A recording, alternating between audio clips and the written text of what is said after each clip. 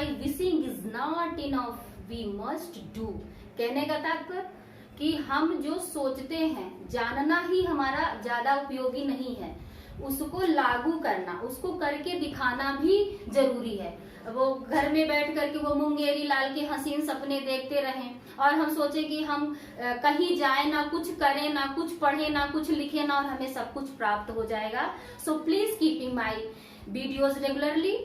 एक शब्द इसमें आया रेगुलरली, अब उसी रेगुलरली को लेके चलते हैं। Regularly is the word is example of adverb. हम आपको बता रहे थे the categories of parts of speech. उस कैटेगरी का एक पार्ट है हमारा एडवर्ब। एडवर्ब क्या होता है?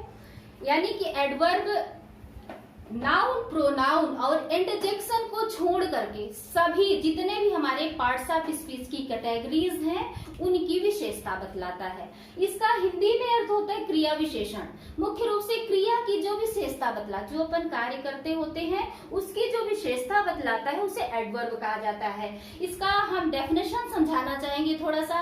हम हर एक पार्ट में आपको डेफिनेशन रिटन करके रखे होते हैं, यह बताने के लिए किससे आपका टाइम बच जाए, हम और इसका एक्सप्लेन अच्छी तरह से कर सके।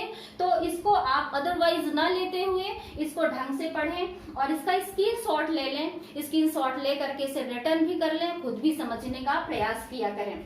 तो ad adverb is a word used to something to add something to the meanings, यानी कि meanings of the verb, adjective and another adverb. यानी कि यह किसी वर्ब, एडजेक्टिव और दूसरे एडवर्ब के पहले जुड़ करके उसकी मीनिंग्स को मॉडिफाई कर देता है, उसकी विशेषता को बतलाता है, उसकी क्वालिटी को बतलाता है, उसे हम एडवर्ब कहते हैं। अथवा एक सरल सी परिभाषा, एक सरल सा डेफिनेशन हम बताना चाहेंगे। Adverb is a word that modifies anything accept noun, pronoun and interjection. जैसा कि हमने आपको बताया कि एडवर्ब वह होता है जो पार्ट्स ऑफ स्पीच की तीन कैटेगरीज को, नाउन, प्रोनाउन और इंटरजेक्शन को छोड़ करके बाकी सभी कैटेगरीज का को यह मॉडिफाई करे, उसकी विशेषता बतलाए, उसे हम एडवर्ब कहते हैं। एडवर्ब का एग्जाम्पल आगे जाकर के आप पढ़ेंगे। क्लासेस में आपको पढ़ना पड़ेगा noun class, adverbial class, adjective class, ये सारे। तो जितने भी आपको एडवर्बियल क्लास होते हैं, हमको इसको एडवर्बियल क्लास पढ़ने के लिए एडवर्ब को जानना, इसके काइंड्स ऑफ एडवर्ब को जानना जरूरी होता है। तो एग्जाम्पल देकर के हम बताते हैं कि इसके अंतर्गत हम क्या क्या चीज पढ़ सकते हैं।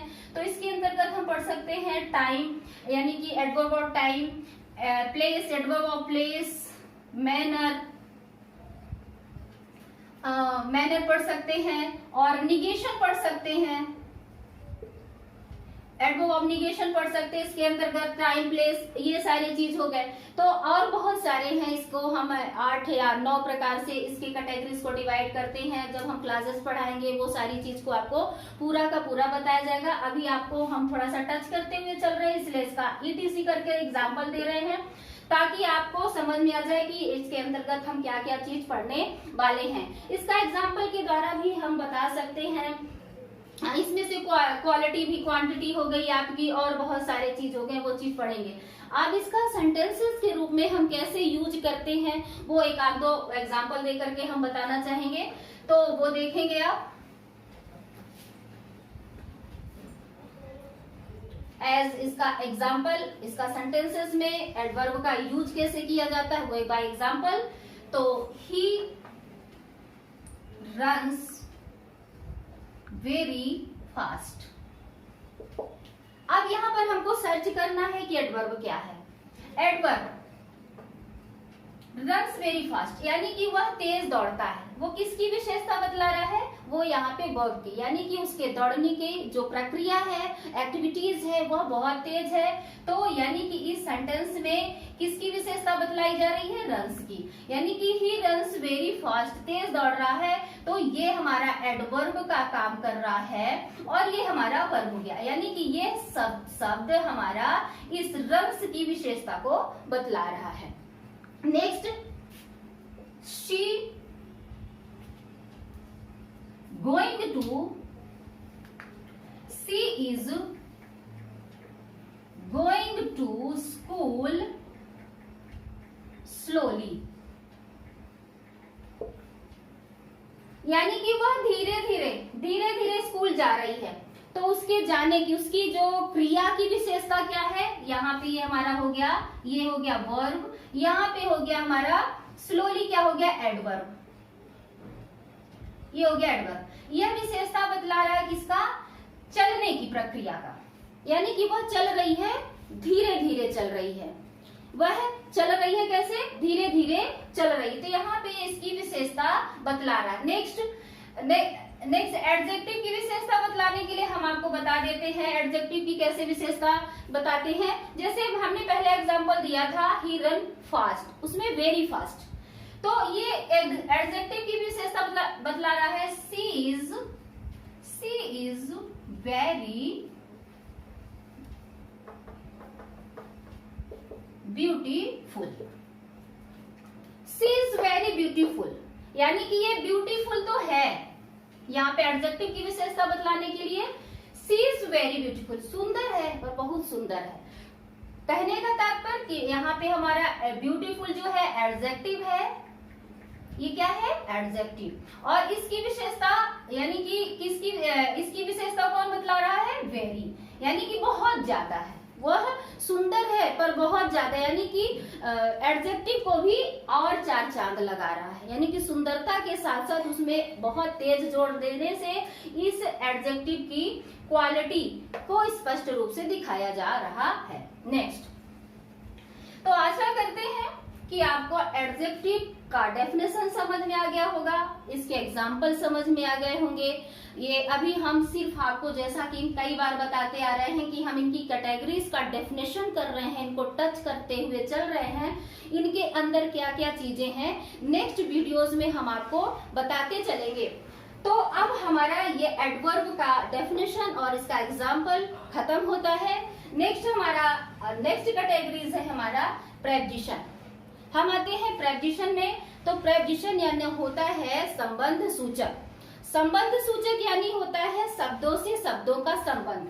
तो preposition is a word placed before noun और pronoun to show its relation with noun और प्रोनाउन।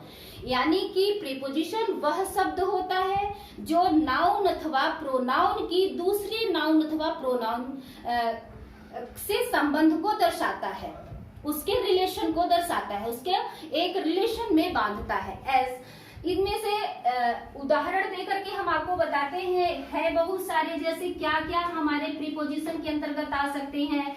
जैसे हमारा हो गया in, on, into, before, behind, under,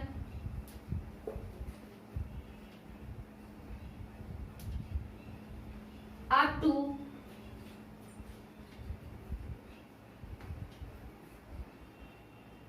ETC। यानी कि जितने भी शब्द से शब्द की का रिलेशन बतलाते हुए वो शब्द क्या कहलाते हैं, प्रीपोजिशन। ये थोड़ा सा उदाहरण हम यहाँ पे दिए हैं, एग्जाम्पल थोड़ा सा दिए हैं, आप इसको और देख लीजिएगा। हम भी बताएंगे आगे जब इनका एक एक का यूज, इनका यूज अलग है, इनका अलग है, इनके अलग है, इन सबके यूजेस अलग हैं। जब सबके यूजेस बताए जाएंगे तो टोटली आपके पूरे एग्जाम्पल यहाँ पे दे दिए जाएंगे। इनके भी काइंड्स होते हैं, इनके भी प्रकार होते हैं, कौन सा सिंपल प्रीपोजिशन के अंतर्गत आता है, कौन किसके अंतर्गत आता है, वो सारी चीजें आपको बताई जाएंगी। तो आप इसको देखते रहना। तो अब इनका हम थोड़ा सा आपको बताना चाहेंगे कि इनका सेंटेंसेस में कैसे यूज किया जाता है। तो सेंटेंसेस में यूज करने के लिए एक्चुअली सबके रूल्स अलग हैं, हम आपको टच करते हुए चल रहे हैं, बार बार बता रहे हैं, तो आप इस पर मत जाइएगा कि सरल सा ये ऐसे लिख दिया गया है, ऐसा नहीं है। ये आपको सिर्फ इसका डेफिनेशन को समझाने के लिए बताया जा रहा है। तो इसका हम बताते हैं कैसे यूज किया जाता है। जैसे इनको ले लेते हैं, इनका यूज हम कैसे कर रहे हैं। The birds fly,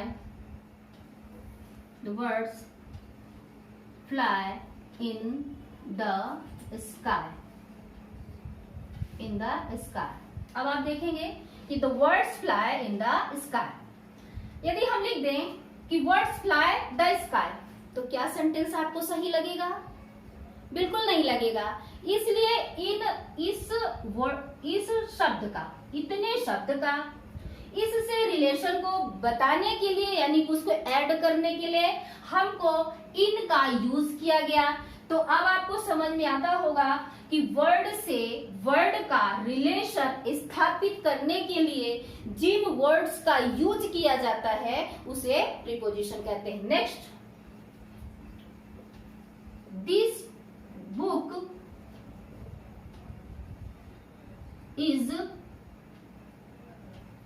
is on the table. Okay, this book यानी कि ये बुक ले ले, दिस बुक आपको एग्जाम्पल के द्वारा, अब यहाँ पे टेबल है, सपोज दैट टेबल है, तो this book is on the table यानी कि यह बुक टेबल पर है। तो अब दिस बुक का रिलेशन, इस बुक का रिलेशन और किससे, टेबल का रिलेशन, इसको एक करने के लिए, इसको ऐड करने के लिए किसका प्रयोग किया गया है, किसका प्रयोग, ऑन का प्रयोग किया गया है।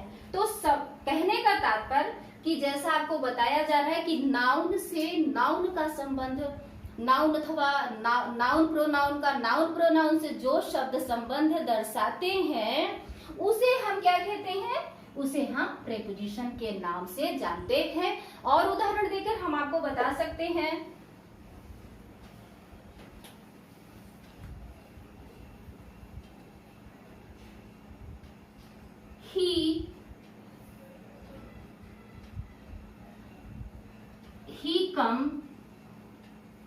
he comes, no, दूसरा, Ram keeps a pen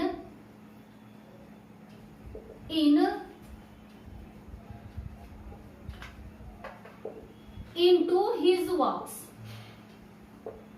actually ये काम तुरंत हो रहा है, Ram keeps a pen into his box, यानी कि कोई भी चीज को जब हम तुरंत गतिमान के रूप में किसी बॉक्स या किसी में रख रहे होते हैं वहां पे इनटू का प्रयोग किया जाता है। तो अभी हम यूज नहीं बता रहे हैं, अभी आपको सिर्फ कहाँ पे कैसे एक शब्दों से शब्दों का रिलेशन बता रहे हैं।